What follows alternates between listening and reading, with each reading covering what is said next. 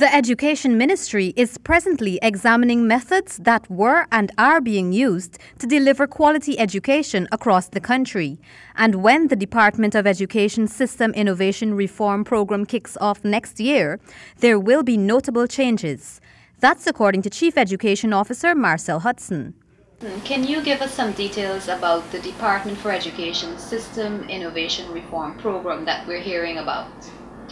I wish to add that any education system that is going to be progressive, that is going to advance, going to develop, we have to think reform, because we need to see what it is that we have, what we've accomplished, and where we want to go.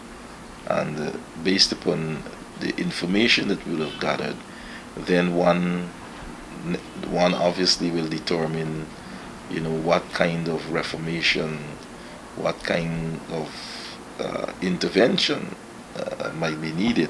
Mr. Hudson speaking with Nightly News about some of the areas under the microscope.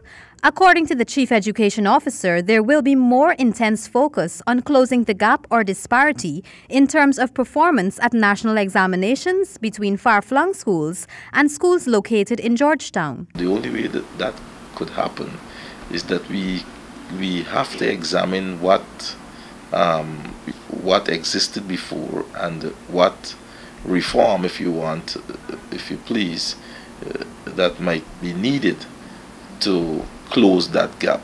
Mr. Hudson added that more will be done for teachers and the methods employed in doing their jobs efficiently in the classrooms. We have looked at teacher training in terms of capacity building.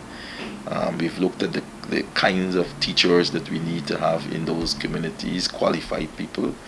We have looked at the housing for teachers, especially in cases where teachers need to move from the coast, to the hinterland to bring the kind of support. Reporting for HGP Nightly News, I am Kristen Macklingam.